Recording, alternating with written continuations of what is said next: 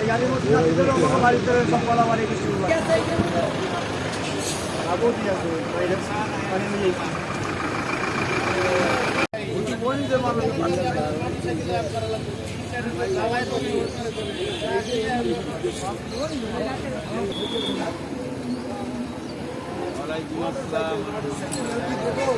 দেবো গাড়ি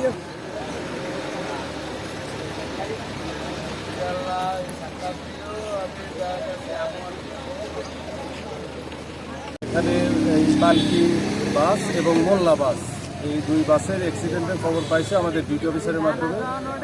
ডিউটি অফিসারের মাধ্যমে সংবাদ পাওয়ার পর ঘটনাস্থলে আমরা আসার পরে দুই বাস হইতে ৬-৭ জন, বেশি না ৬-৭ জন ইনজুরি হয়েছে। এদেরকে আমরা দ্রুত হাসপাতালে পাঠাইছি, পিরোজপুর সদর হাসপাতাল। আর বাকি কিছু ইনজুরি আছে, এরা ভালো আছে, অসুবিধা নাই, সবাইকে অন্য অন্য গাড়িতে আমরা পাঠিয়ে দিচ্ছি। এখন উদ্ধার কাজ চলতেছে আমাদের, গাড়িগুলো রাস্তা ফাঁকা করার জন্য আমরা এত উদ্ধার কাজের জন্য সবাইকে এখানে নিয়ে আসছি। মালিক সমিতির লোকজনকে আমরা ডাকছি, হ্যাঁ, শ্রমিক ইউনিয়নের সভাপতি ওনারাও আসছে। আমরা উদ্ধার কাজ করি, তারপর বাকি আমরা জানাবো। আমরা না না না নিহতের সংখ্যা পাইনি, আমরা আসা ইনজুরি পাইছি, আমরা পিরোজপুর সদর হাসপাতালে। আমরা চরমোনাইয়ের মাহফিলেতে মোনাজাত শেষে যাওয়ার উদ্দেশ্যে রওনা দিয়েছিলাম। আমরা যা বললো বাগেরহাট স্ট্যান্ড থেকে আমরা গেছি এই কাফেলা আসার সময় আমরা একটু আগে একটা স্টপেজ দিছিলাম চা নাস্তা খাওয়ার লেগে। হ্যানতেনা গাড়িটা সাইডে আসার সময় এই ব্রেক ঘুরার সময় ওই যে পালকি যে পরিবহনটা গেছে, এই পালকি পরিবহনটা এক পাশ দিয়ে যাওয়ার সাথে ড্রাইভারে আমরাও ঠিক বুঝতে পারলাম না কি কারণে একদম মুখোমুখি টাচ করে দিল। টাচ করার পরে ওই গাড়িটা শুধু একেবারে দুই সমস্যা মুখোমুখি লেগে গেছে।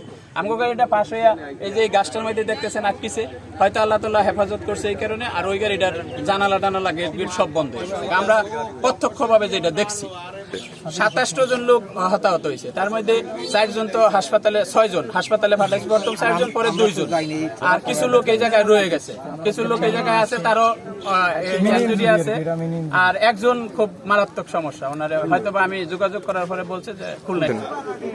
আমরা যত দুটা গাড়ি খুব দ্রুত আইছে, তবে আমগো গাড়িটা যথেষ্ট স্লো হয়ে আইছিল। মোর ঘোরার সময় আমগো যে ড্রাইভারটা উনি যথেষ্ট স্লো আইছিল, কিন্তু ওই পাশের গাড়িটা খুব দ্রুত গেছে, কারণ ওই ক্লিয়ার তো ওই রাস্তাটা। কোন গাড়ি ছিল?